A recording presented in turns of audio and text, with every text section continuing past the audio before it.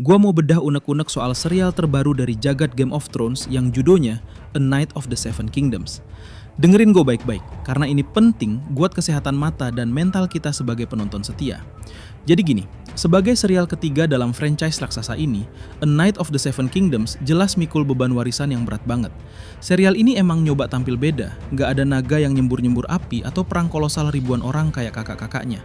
Tapi, meskipun gayanya beda, ternyata ada beberapa kemiripan yang masih nempel. Dan sayangnya, nggak semuanya positif. Ya, wajar sih kalau dia mau niru popularitas Game of Thrones atau House of the Dragon, siapa sih yang nggak mau se-hype itu? Tapi masalahnya, franchise ini tuh punya satu dosa besar atau penyakit lama yang harusnya dihindari, malah diulang lagi sama si anak bungsu ini. Penyakitnya apa? Di episode terbaru, A Knight of the Seven Kingdoms jatuh ke lubang yang sama. Mereka lebih mentingin visual yang estetik dan membangun suasana daripada ngasih lihat penonton apa yang sebenarnya terjadi. Lu bayangin, ini momen krusial, plot penting, tapi malah ditutup-tutupin sama elemen visual yang bikin mata sakit. Sekarang kita masuk ke detailnya. Serial ini kan udah mau kelar season 1 nih. Kita bahas episode 5 yang judulnya In the Name of the Mother. Ini tuh episode penultimate, istilah keren buat episode kedua terakhir sebelum tamat. Biasanya di sini klimaks cerita mulai pecah. Di episode ini, tokoh utama kita, si Dang, diperanin Peter Clevey, lagi berjuang mati-matian ngelawan Aerion yang diperanin Finn Bennett dalam sebuah Trial of Seven. Buat lu yang lupa, Trial of Seven itu bukan sekedar duel 1 lawan 1, tapi tawuran legal 7 lawan 7 buat nentuin siapa yang bener di mata dewa. Jadi ini momen do or die banget buat bersihin nama baik si Dang. Tapi apa yang terjadi? Pertarungan epik ini malah diset di hari yang kayaknya tercatat sebagai hari paling berkabut sepanjang sejarah Westeros. Kabutnya tebel banget bro. Saking tebelnya, penonton jadi susah payah buat ngeliat siapa nonjok siapa atau siapa nancap pedang kemana. Ini bukan pertama kalinya kita dikerjain begini. Lu pasti inget mimpi buruk visual di Game of Thrones Season 8 episode The Long Night. Itu loh, perang lawan White Walkers yang gelap gulita sampai kita cuma bisa ngeliat pantulan muka kita sendiri di layar TV. Terus kejadian lagi di House of the Dragon Season 1 episode Driftmark yang pencahayaannya suram abis. Nah, A Knight of the Seven Kingdoms ini kayaknya mikir itu adalah standar seni yang harus diikutin. Padahal mah itu contoh buruk. Tapi ya setidaknya mereka konsisten. Konsisten bikin kita nyipitin mata. Oke, lanjut lagi nih ngomongin dosa visualnya A Knight of the Seven Kingdoms. Kalau tadi kita bahas soal kabutnya yang bikin mata sakit, sekarang kita bedah kenapa keputusan itu fatal banget buat alur ceritanya. Siapin mental, karena alasannya bakal bikin lu nepuk jidat. Jadi gini, adegan buram atau gelap di film itu emang ngeselin. Tapi di episode 5 ini level ngeselinnya udah nggak ketolong. Karena ini tuh momen paling sakral di satu season.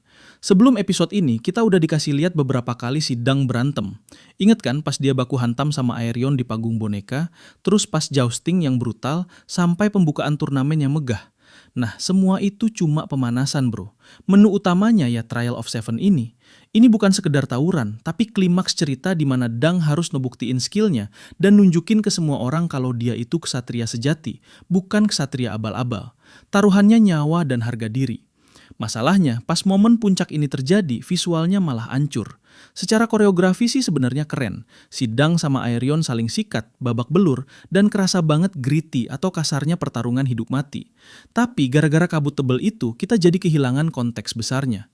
Judulnya aja Trial of Seven, artinya 7 lawan 7 kan? Harusnya kita bisa lihat kekacauan perang kecil antar 14 orang. Tapi kabut itu bikin seolah-olah Dang sama Aerion lagi duel sendirian di dunia lain. Penonton jadi nggak bisa lihat apa yang terjadi di sekitarnya, siapa lagi ngebantai siapa, atau siapa kawan siapa lawan yang lewat di layar. Semuanya ketelen asap putih. Dan tahu nggak yang paling bikin kesel?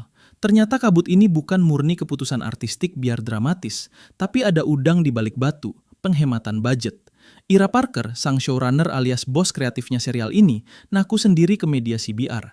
Dia bilang kalau di buku aslinya emang ada kabut, tapi di serial ini mereka melebih-lebihkan ketebalan kabutnya buat melindungin anggaran produksi mereka.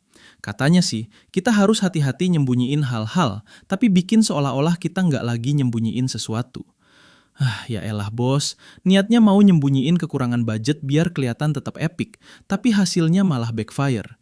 Kabut itu nggak berhasil nipu penonton, malah bikin kita sadar kalau mereka lagi ngakalin sesuatu.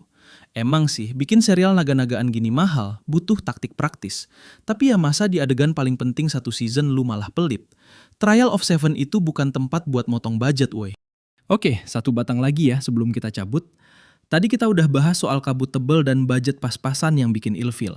Tapi kalau mau adil, kita harus akui satu fakta pahit. A Knight of the Seven Kingdoms ini sebenarnya nggak sendirian dalam melakukan dosa visual ini. Bisa dibilang, masalah susah ngelihat gambar ini udah jadi semacam penyakit turunan atau tradisi buruk di jagat Westeros. Coba lu flashback dikit ke House of the Dragon Season 1 episode 7. Ingat nggak? Waktu itu serial ini kena semprot habis-habisan gara-gara pilihan pencahayaan yang gelapnya minta ampun. Paling kerasa tuh pas adegan Rhaenyra sama Daemon lagi jalan-jalan di pantai.